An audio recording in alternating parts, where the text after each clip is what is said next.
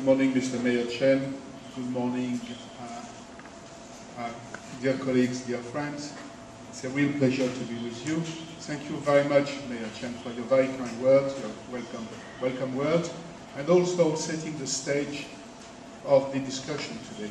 And not only the logo of Nangang is very interesting to see. This is a triangle in the center of the agglomeration, which illustrates very vividly the importance of Nangang, but also it's an aspiration for the future and to discuss. I'm very sorry, I'm not going to discuss about Vita, but make an introduction about the issue which has been just presented by the Deputy Mayor. I think what is important is to understand that interactions make the metropolis. And it is the multiple interaction between actors, between scales and functions that makes today performing metropolises. And we are talking about how to make those interactions greater and better for the sake of Taipei. These systems of interactions are components of what I would call a metropolitan space, which is in a continuous making. It's a work in progress, continuous work in progress. And these interactions serves as a framework for dialogue, reflections, and forward-looking actions to face the new challenges posed by the urban development in a society in rapid transformation. What brings us together today, this morning, is both a simple and complex question. How can Taipei continue to develop as a metropolis, a large Asian metropolis, but at the same time remaining a very vibrant and lively Chinese city?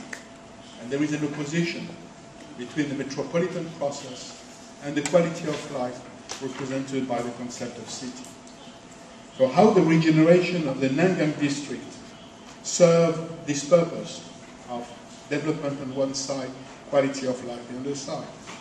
How each individual project show a coherent and integrated urban concept. Let's very quickly review a few of the elements that compose the system of metropolitan interaction. The first element is metropolitan identity and image.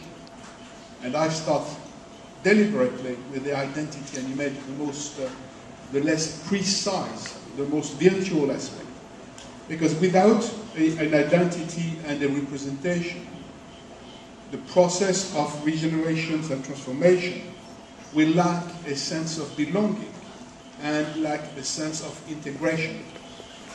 However, if there is not an image which is giving coherence, we are missing a reality, because the image of the metropolitan, or at least the sense of the metropolitan, exists in the daily life of the people, in their work, in their transportation, in their mode of living, in their mode of enjoying in their existence. But something is missing, which is a comprehensive, easy, visible, readable image and identity, and it is a challenge for the policymakers. However, in that respect, the traditional tools of planning, planned projects, transportation, statistical representations are not sufficient to understand and to account for the metropolis factor. And we have to discuss that. So how will Nangang foster the identity and the image of metropolitan Taipei? How such an attitude will shape the urban development decision process? Second element is mobilization of resources and assets, which is a very strong economic interactions here which are to play.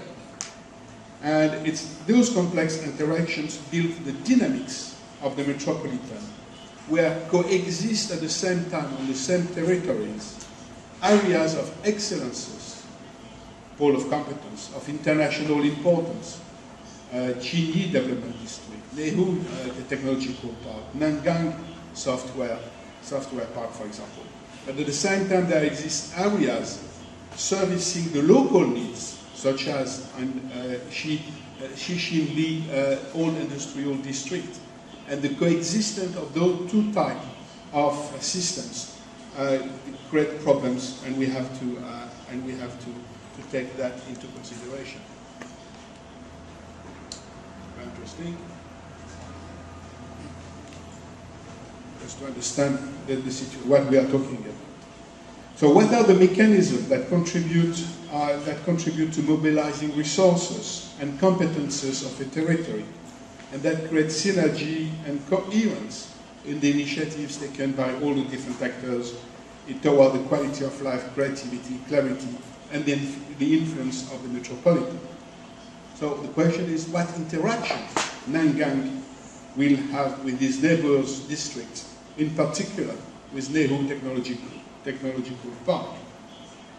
The third element of interaction of the metropolises is alliance, cooperation, and governance of the territory. Metropolitan system depends today on a governance strategy and cooperation between territories to improve the performance of the public services and the public investment made in the development process. And that allows a multiple form of cooperation that have to be to engage additional resources to create mass effect, define and manage the common goods of the city, such as the natural resources, water, energy, technical knowledge, and so on. Taiwan is quite fortunate, because you made a recent simplification of different levels of jurisdictions, merging counties and cities and creating new metropolitan centers. However, the governance of the centers has still to be well defined. And you have already overcome some institutional and administrative barriers. However, you have to maintain now the effectiveness or the efficiency of the public administration over very large territories at very large scale, while respecting the autonomy of the lower level in order to provide that lower level to provide the necessary services to the population. In addition, the metropolitan system cannot be sustainable on the long term if it does not address the question of democratic basis on which it is built, which refers to the identity and the image of the city that I referred to in the first place.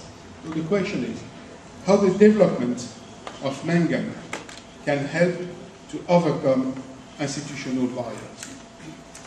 Last but not least, the fourth point, which is the space, what I call the space of flows, mobility, or more precisely the time mobility. Let's have a quick, let's go into, this is what we are going to talk about, Nangang Development Site, and more precisely that. So the relation between that and that is quite important. So space of flow and time mobility. The question of mobility across a metropolitan territory is a critical issue, because the metropolitan area is regulated by flows that shape the economic vitality and the inclusions of the territory of metropolitan into the global system, and shape also the quality of life of the inhabitants.